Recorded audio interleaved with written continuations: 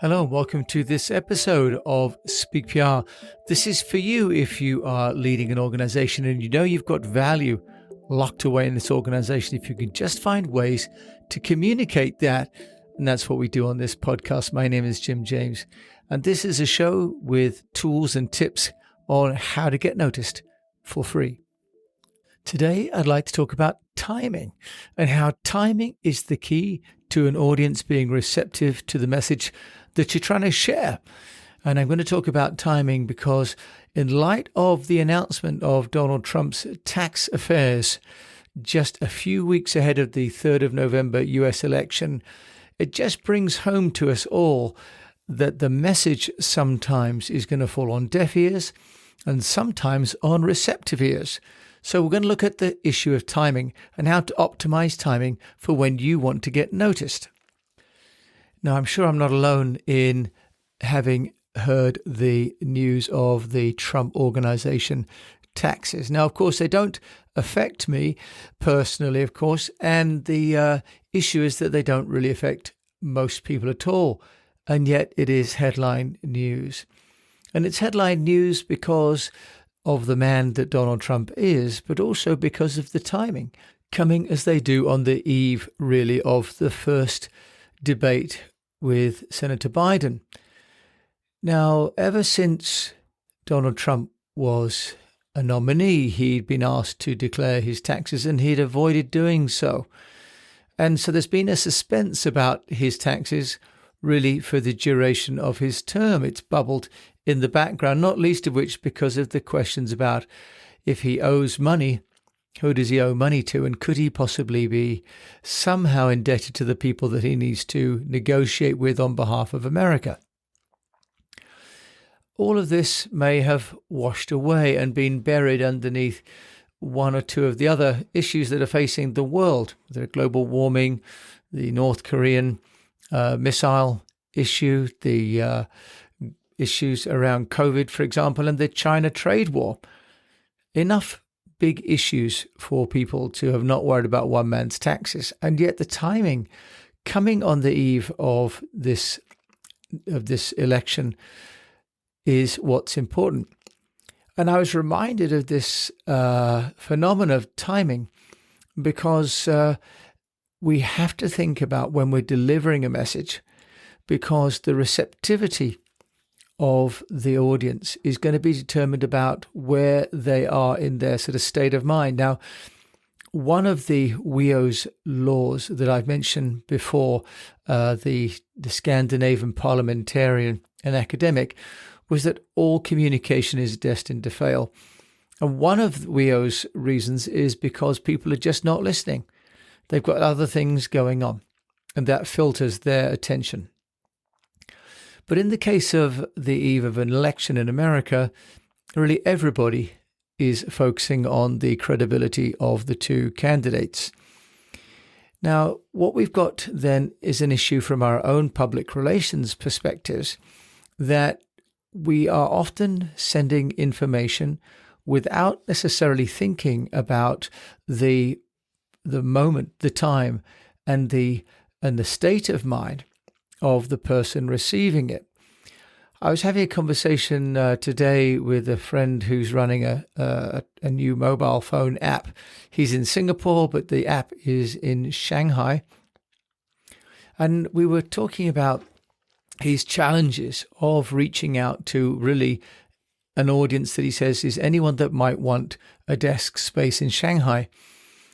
And I asked him about when people would want to have this information, when they would want to be booking the one desk or two desks. Would they be booking it in the morning on their way to work? Would they be booking it for work? Would they be booking it after having dropped the kids at school or having gone to the gym? Would they be meeting other people when they are finishing their work at lunchtime? So the time that people are going to receive the message impacts a couple of things.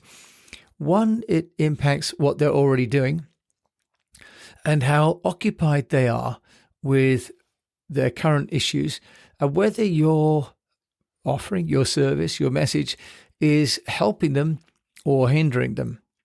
In the case of talking about this Shanghai app, I talked with this entrepreneur about building an avatar, about looking at what kind of person, male, female, young, old, active, not active, parent, not parent, working in tech or not in tech, all these different characteristics which would define their purchasing decisions. Because this way he can start to niche down and make the marketing campaigns relate to the individuals. But the second part of that is to look at the day or the week or the month of the individual as well. Now, we're all familiar with, Christmas and Easter and Halloween and all of these big occasions. Well, of course, if we're selling Christmas trees in the summer, there's not much pickup. But by November, December time, there's a lot of pressure to have a Christmas tree, and all of a sudden we're looking for the adverts about Christmas trees. The same is true about fitness apps or office sharing apps or food or insurance. During this time of COVID, I've seen more adverts, for example, for people offering to help me with my will and my health insurance. It was never an issue before, but now it is because people are receptive. So when we're thinking about the messaging that we'd like to share, there will be high points and low points in people's day and their weeks and their months when they're more receptive than at other times. It's obvious, really, when you think about it. Talking about camping equipment in December is probably not going to get a lot of attention. Talking about it in March, April, May is going to get attention. The same is true of promoting coffees and lunchtime specials just before people are going out, and not promoting, for example, a lunchtime special at the dinner time. But in public relations, we often don't think about the timing. We think we've just got one message and we should send it out. Now, the statistics are showing me on the podcasts and also the social media that I have certain days and certain times that are better when people are more open to listening. So my Wednesday, Thursday listening numbers are much higher, for example, than my Saturday, Sunday listening numbers. The social media peaks around 8, 9 o'clock in the morning for LinkedIn, for example, when people are first logging on and checking. And in the evening when they're logging off and going home. Now, if we're working on sending out messaging globally, then we need to be geo-targeting the message so that we're sending it out in the morning in Asia, for example, which would be midnight here in the UK, but would just be late afternoon, say in New York, would be the morning in San Francisco. So when we're thinking about the timing of what we're sending out, we have quite a few considerations. I was thinking about this as well, prompted because today I was driving with my daughters, and the drive time radio was sponsored by the Green Flag Breakdown Service here. And so it was a great example of targeted advertising. They call it the school run drive time with Green Flag. Green Flag is a breakdown service. I haven't heard that at any other time of the day, but I hear it now first thing in the morning, between, I guess, 7 and 9 in the morning. So if we're thinking about the timing of people's schedule, we also need to think about the timing of the individual in terms of the conversation. Now, we've all gone to our children and asked them to do their homework when they're busy watching Netflix, or we've asked someone to hurry up and get dressed when they are having their breakfast. In other words, quite often socially, especially as parents where we're allowed to interrupt, although it's not welcome, I think we all know that, we are often quite clumsy, but sometimes quite skilled at asking for things. If you think about if you've had to ask for a raise or you've had to ask to borrow a car, then you think about the person being receptive, being ready. And that should be just the same in terms of the messaging. The old note that you should never fire somebody on a Friday because it's not fair to give them all weekend to ruminate, but to give them their notice on a Monday let them clear out their desk, and they'll be busy during the week, and they'll appreciate that. The same applies in terms of getting our messages out.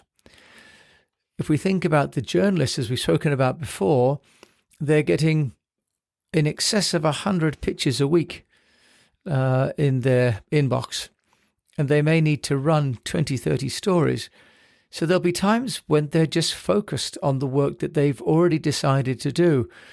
And so we have to think about and be considerate, I suppose is the word I'm looking for, be considerate about what we're asking someone else to listen to, where we're ready to tell them, but that doesn't necessarily mean that they're ready to listen.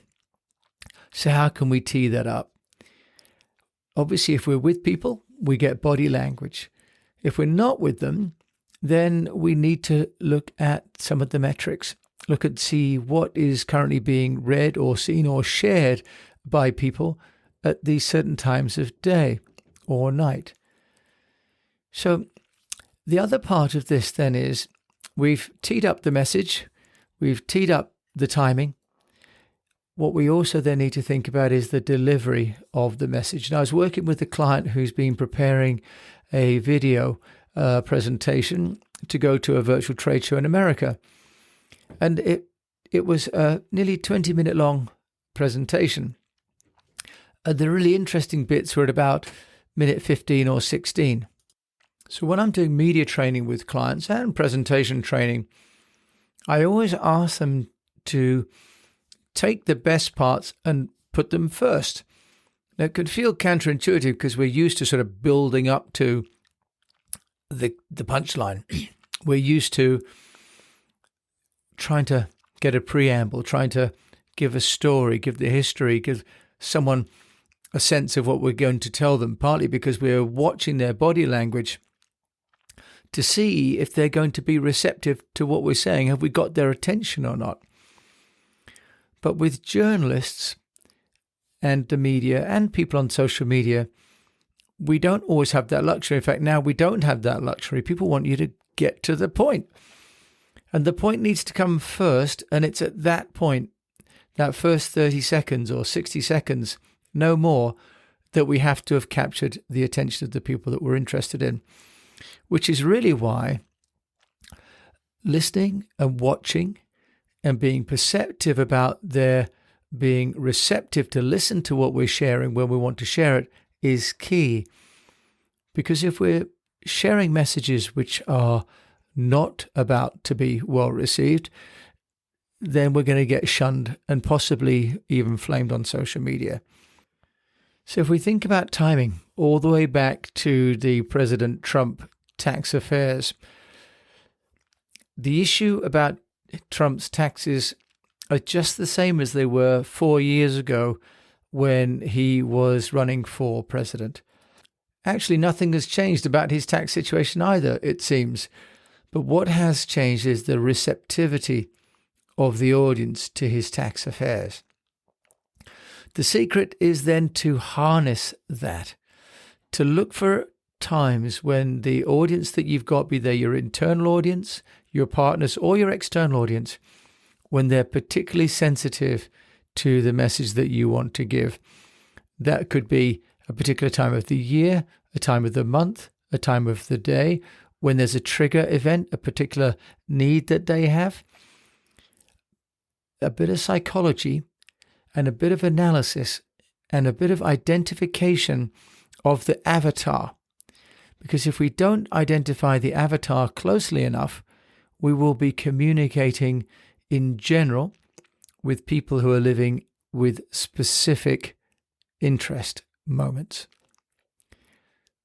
So the golden rule of communication is always to seek to understand, then to be understood, and then to find a middle way.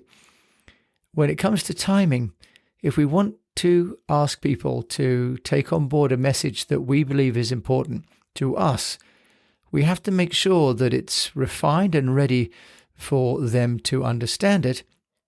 But we also have to make sure that they're in the frame of mind to want to listen. And that is going to be the way that we move people from levels of ignorance through to awareness, through to engagement, and ultimately to evangelism.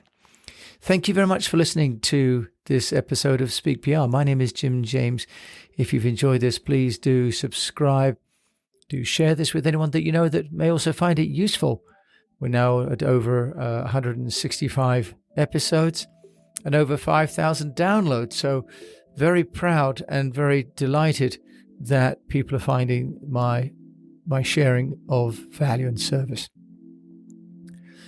So until we meet again, I wish you the best of health, a profitable business, and that you keep on thinking about the timing before you start communicating.